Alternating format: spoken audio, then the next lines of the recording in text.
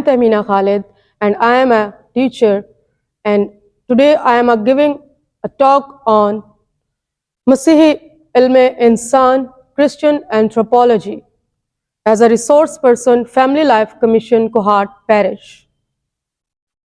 The reality of human being according to the Bible. Bible के मुताबिक इंसान की हकीकत बशरियत इंसान होने का मतलब क्या है? इंसानी ज़िंदगी का गुज़र और इंसानी ज़िंदगी का बेहतरीन इस्तेमाल तब मुमकिन है जब हमें पता चले कि हमारी हकीकत क्या है और फिर हम इस हकीकत को लेकर चले और बेहतरीन तौर पर हम अपनी ज़िंदगी गुजारें। तो आज हम बात करेंगे कि बाइबल के मुताबिक इंसान की हकीकत। कई लोग ये सोचते हैं कि इंसान की हकीकत ये है कि वो इवॉल्व्ड हुआ है, उसका इर्तिका हुआ है। साइंसदान ये कहते हैं कि इंसान ने बंदरों से तरक्की की, द थ्योरी ऑफ एवोल्यूशन, जबकि इंसान का इर्तिका बंदरों से या किसी दूसरे जानवर से नहीं हुआ। इंसान को खुदा ने बनाया, इंसान खुदा की मखलूक है। इंसान का कोई इर्तिका किसी दूसरी चीज से, किसी दूसरे मटेरियल से नहीं हुआ, बल्कि खुदा ने इसे अपनी खूबसूरत मखलूक को अपने हाथों से बनाया। कई लोग ये कहते हैं कि इंसान सबसे सुपीरियर बीइंग है, सबसे अशरफ हस्ती है, सबसे मोतबर है और अहम हस्ती है। कायनात में इंसान का हक है, वो सब पर अथॉरिटी रखता है। बाइबल बताती है कि इंसान मखलूक है खुदा की, खुदा ने बनाया, और हमें इस बात को अच्छी तरह अपने जहन नशीन कर लेना चाहिए कि हम खुदा नहीं हैं, बल्कि हम खुदा की मखलूक हैं, हम हाकिम नहीं हैं। इंसान की हकीकत ये है कि वो मखलूक है और खुदा ने उसे बनाया। जैसे ये साया 64 बाब में कहते हैं कि हम खुदा की दस्तकारी हैं। और खुदा ने हमें कैसे बनाया? हम खाक से बनाए गए, वी मेड ऑफ डस्ट। हमारी हकीकत ये है कि इंसान खाक है। इंसान बड़ा मोतबर, बड़ा आला ज़र्फ बनता है और अपना बड़ा रख रखाव रखता है। हमें अपने आप को बड़ा मोतबर और ऊंचा समझने की ज़रूरत नहीं है। ये जहन में रखिएगा, बाइबल मुकद्दस के मुताबिक खुदा ने जब चीज़ें बनाई तो वो सब चीज़ें खुदा ने अपने कलमा से, अपने कलाम से बनाई, अपने कहने से। खुदा कहता गया और वो चीज़ें बनती गईं। लेकिन इंसान को खुदा ने अपने हाथों से और ज़मीन की मट्टी से बनाया। जी, ये हमारे लिए एक बड़ी खुशी की बात है कि खुदा ने इंसान को अपने हाथों से बनाया। उसमें दूसरा कोई मटेरियल यूज नहीं हुआ, बल्कि इंसान को ज़मीन की मट्टी से बनाया गया। इस ज़मीन पर ज़िंदगी गुजर करते हुए इस बात का एहसास रखना चाहिए कि हमारी हकीकत क्या है।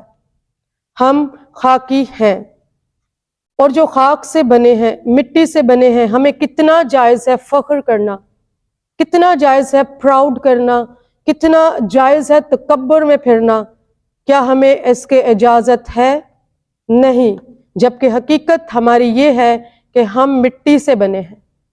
मिट्टी हमारे बदन पर लगे, हमारे कपड़ों पर लगे तो हम उसे फ़ौरन से साफ करते हैं, हम उन कपड़ों को बदल देते हैं कि इस पर मिट्टी लग चुकी है। जबकि इंसान ये भूल जाता है कि वो तो खुद मिट्टी से बना है, वो तो खुद खाक है, और एक दिन खाक में ही उसे वापस जाना है, क्योंकि उसी खाक से उठाकर उसे बनाया गया। उसे तकब्बुर करने की ज़रूरत नहीं है।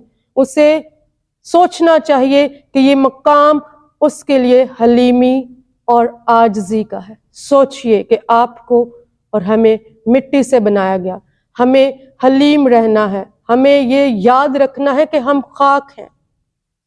इंसान की हकीकत में अगर ये शामिल है कि उसे खुदा ने ज़मीन की मट्टी से बनाया, वहीं पर एक लम्हा है शुक्रगुजारी का, एक लम्हा है ये शुक्र अदा करने का कि खुदा ने इंसान को, अपनी मखलूक को अपने ہاتھوں سے بنایا۔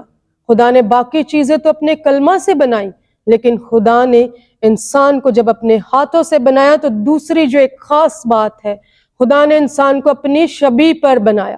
یہاں پر بتاتی چلوں کہ اپنی شبیہ پر بنانے کا مقصد یہ ہرگز نہیں ہے کہ خدا نے انسان کو اپنی آنکھیں، اپنے ناک، اپنا کان یا اپنے چہرے کا جیسا چہرہ دیا، نہیں۔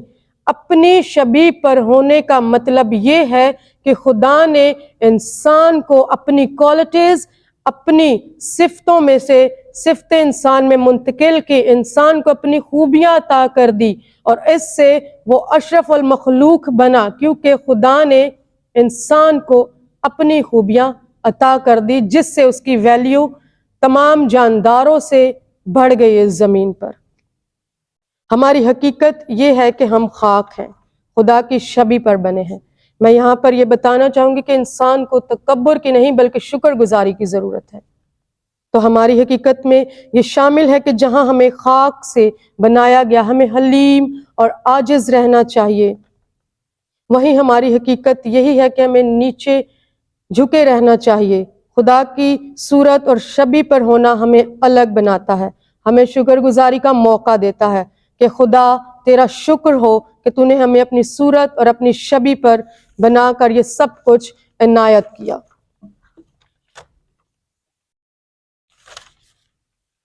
میرا جو موضوع ہے کرسچن اینتھروپولوجی، مسیحی بشریت کا علم سے مراد ہے انسان کے بارے میں علم۔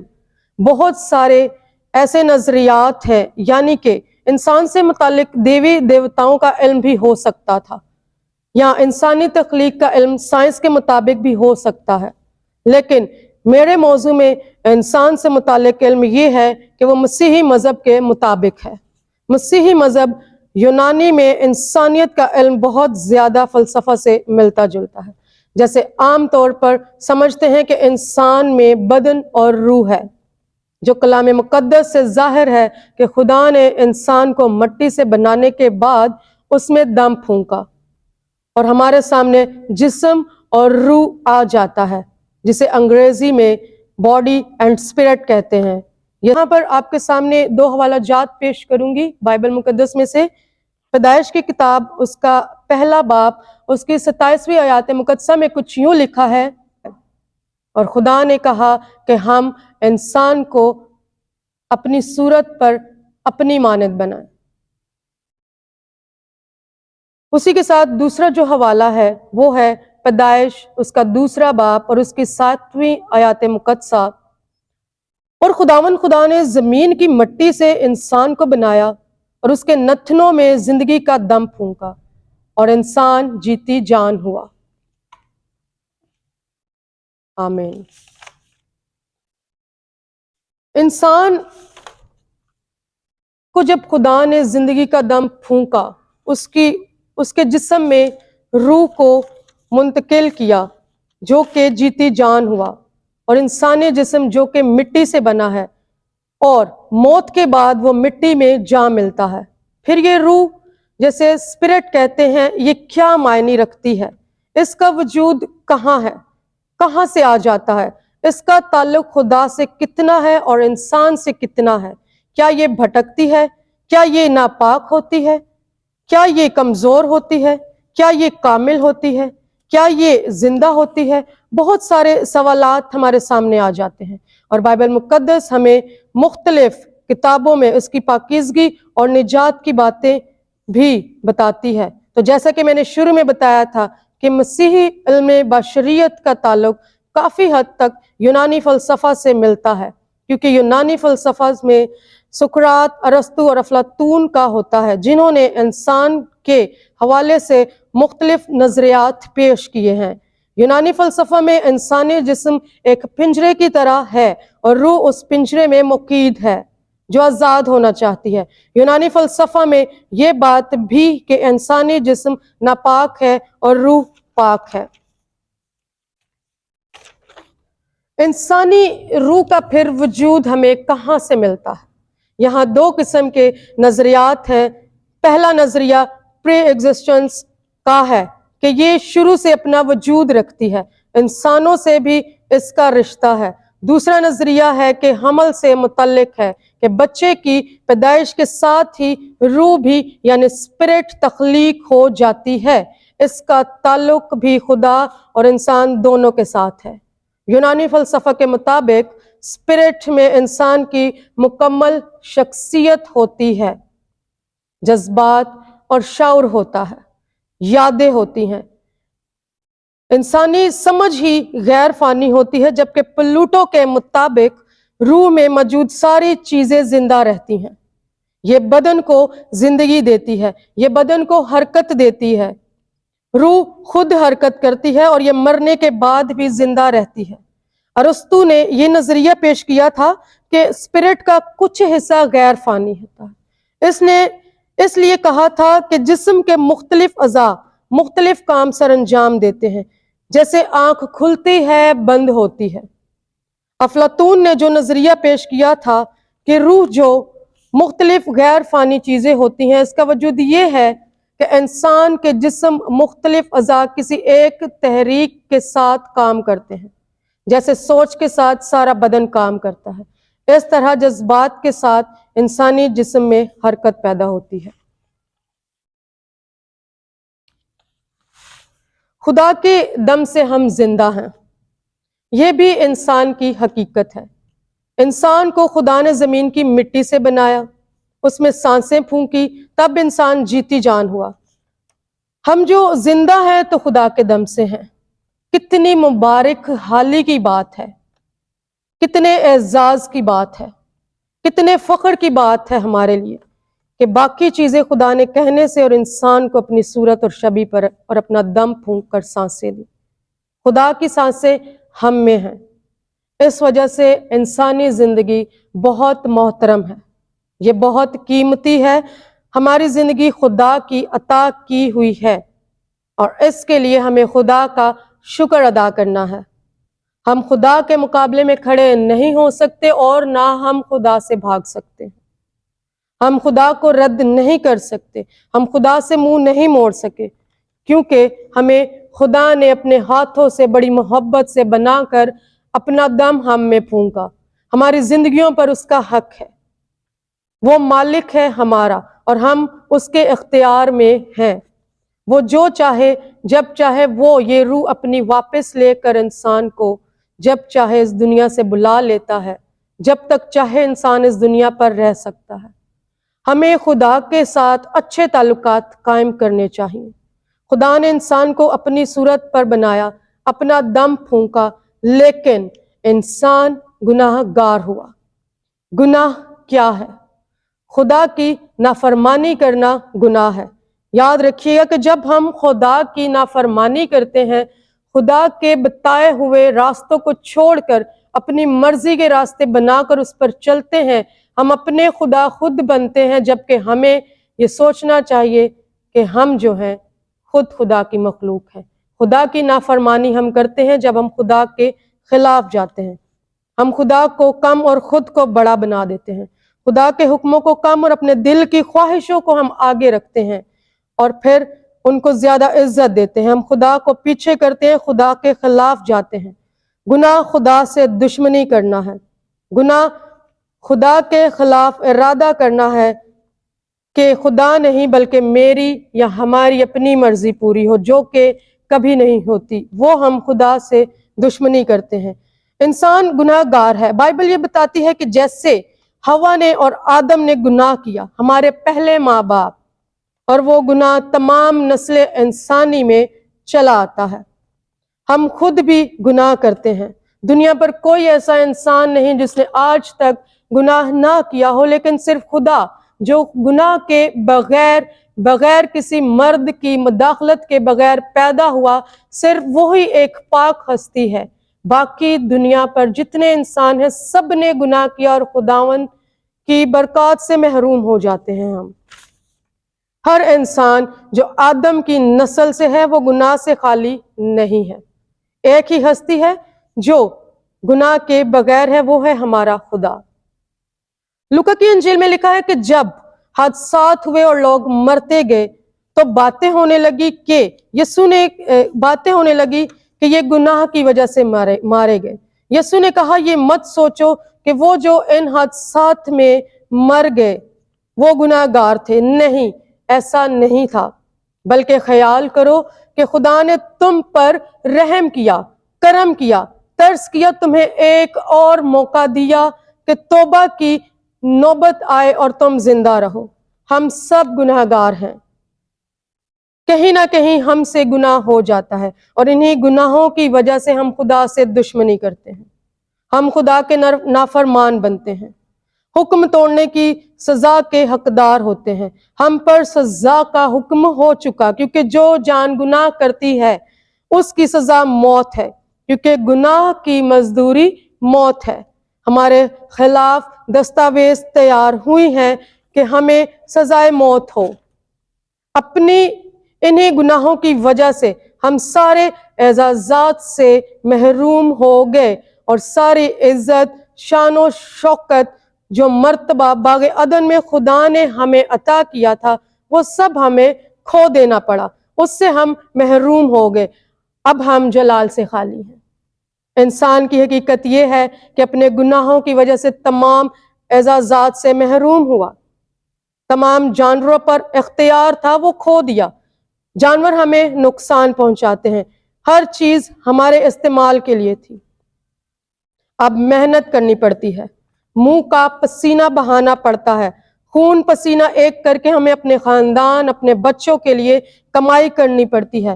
لعنت ہمیں ملی، جلال سے ہم محروم ہوئے، اعزازات سے ہم ہاتھ دھو بیٹھے، ہمیشہ کی زندگی سے ہم دور کر دیے گئے، ہم خدا سے دور کر دیے گئے، کیونکہ ہمیشہ کی زندگی صرف خدا کے پاس ہے۔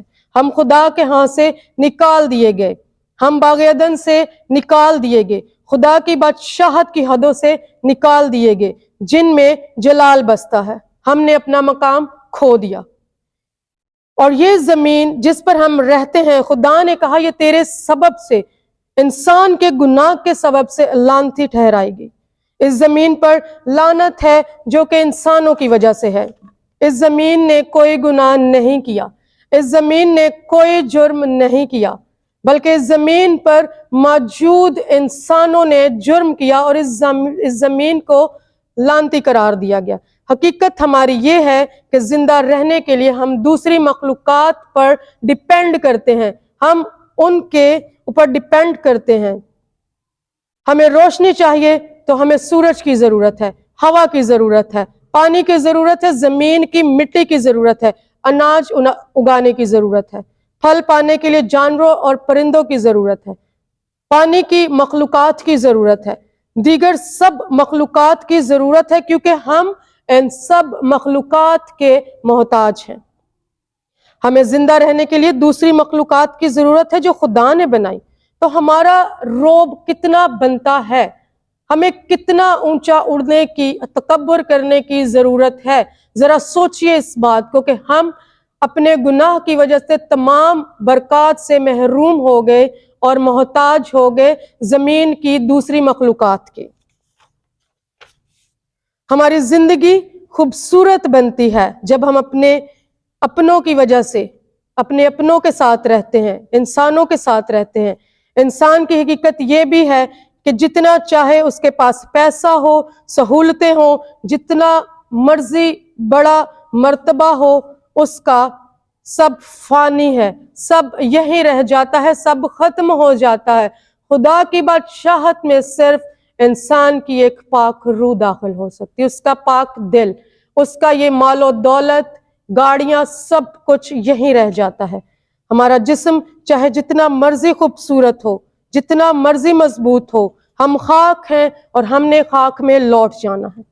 جہاں پر بری خبر ہے کہ انسان خدا کے ہاں سے نکالا گیا اور اپنے مقام سے محروم ہوا، زمین ہماری وجہ سے لعنتی ہوئی، جہاں اتنا سب کچھ ہو گیا، آج ہم دوسری مخلوقات کے محتاج ہیں، ہماری دشمنی ہمارے گناہ کی وجہ سے خدا کے ساتھ ہے۔ تو ایک خوشخبری کی بات یہاں پر یہ بھی ہے جو کلام مقدس میں ہمیں ملتی ہے، کلام مقدس ہمیں دیتا ہے، ہماری حقیقت یہ بھی ہے جو کہ کلام مقدس ہم پر ظاہر کرتی ہے، اور پھر حقیقت کا इलाज, हमारी उसकी कमी और कमजोरी का इलाज भी हमें कलाम मुकद्दस में मिलता है। हमारी जिंदगी का जो एक डार्क पहलू है, एक डार्क साइड है, जो कलाम मुकद्दस के वसीला से हमें रोशनी में ले जाती है कि खुदा हमसे मोहब्बत करता है। जी, जहां इंसान इतना गुनाहगार हुआ, मजीद गुनाह पे गुनाह करता गया, वहीं उसके लिए, हम सब के लिए, आप सब के लिए एक बड़ी खुशखबरी है कि खुदा हमसे, अपनी इस मखलूक से मोहब्बत करता है। उसने अपनी मोहब्बत की खूबी हम पर यूं जाहिर की कि हम गुनाहगार ही थे तो मसीह हमारी खातिर मुआ। खुदा ने दुनिया से ऐसी मोहब्बत रखी कि उसने अपना इकलौता बेटा बख्श दिया ताकि जो कोई उस पर ईमान लाए हलाक ना हो बल्कि हमेशा की जिंदगी पाए। जी, खुदा ने अपना एक बेटा अपनी उसी मखलूक के लिए बख्श दिया। खुदा हमारे गुनाहों और बदियों और नारास्तियों, नाफरमानियों के बावजूद हमसे मोहब्बत करता है। खुदा ने हमें अपनी सूरत और शबीह पर बनाया, उसने अपना दम हमारे अंदर फूंका, उसने हमें अपनी जिंदगी में से जिंदगी दी, उसने अपनी खूबियां हमारे साथ शेयर की। वो हमसे मोहब्बत करता है, हमारी नालायकियों की वजह से भी वो हमसे वफा करता है। इंसान हमेशा खुदा के साथ बेवफाई करता, लेकिन खुदा ने हमेशा अपनी वफा इंसान के साथ रखी, अपनी मोहब्बत, अपना प्यार, अपना जलाल उस पर जाहिर किया।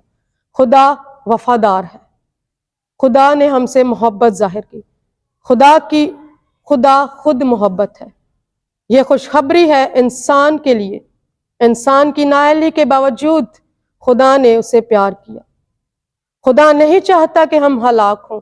याद रखिएगा कि हर इंसान को खुदा हलाक करने से पहले एक यू टर्न जरूर देता है कि वो मुड़े, तौबा की नौबत आए और वो बच जाए और वो खुदा के कलाम की हकीकत को समझे, ईमान लाए।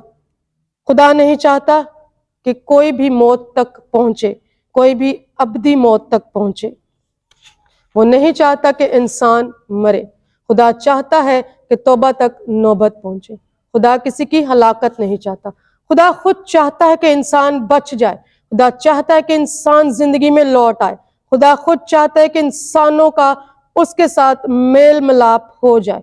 खुदा हमसे मोहब्बत करता है, इसलिए उसने अपने बेटे को, अपने कलमा को, अपनी जात के नक्श, अपने जलाल के बर्ताव को इस दुनिया में इंसान बनाकर भेजा ताकि दुनिया का गुनाह उठा ले और इंसानों का फिदिया दे, और वो जहां के गुनाह उठाकर सबके लिए जान दे। वो मौत की सजा जो हमें मिलनी थी, वो बीमारियां, वो सब कुछ, वो सारे गुनाह उसने उठा लिए और वो सलीब पर मुआ हमारे लिए। खुदावंद यीशु मसीह के वसीला से हमारी जिंदगियां मयस्सर हैं। उसने हमारे लिए जान दी, उसने हमारा फिदिया दिया, उसने सलीब पर भी इंसानों के लिए दुआ की, इंसानों से वफा की।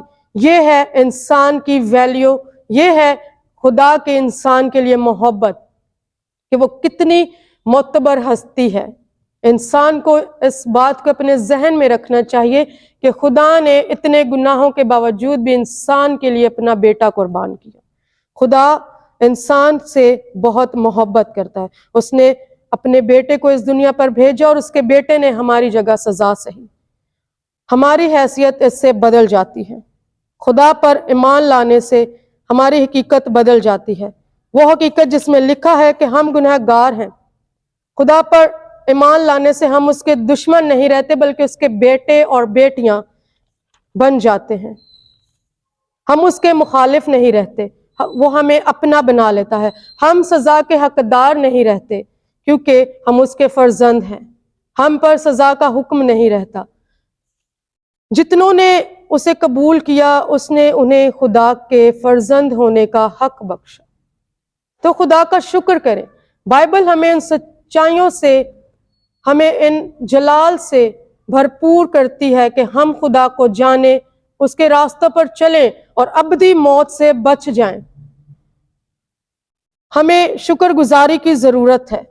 आपकी जिंदगियों की डार्क साइड जो है, बाइबल मुकद्दस के वसीला से वो रोशन होती है और खुदा के साथ रिश्ते में आप वापस कायम हो सकते हैं। खुदा का शुक्र अदा करें, खुदा ने अपने कलाम में से हमारी हकीकत हमें दिखाई है और उसमें जो स्याह पहलू है उसको रोशन करने का हुक्म भी दिया है जो हम पर जाहिर होता है। आए खुदा का शुक्र करें, अपनी अहमियत को समझें कि हम इस दुनिया में क्यों भेजे गए, हमारा क्या काम है और हम उसकी एक खास मखलूक हैं। शुक्र गुजारी के लम्हात में रहें, हलीम और आजिज रहें और हमेशा खुदा को पहली तरजीह दें क्योंकि आपका मालिक वही है। आमीन।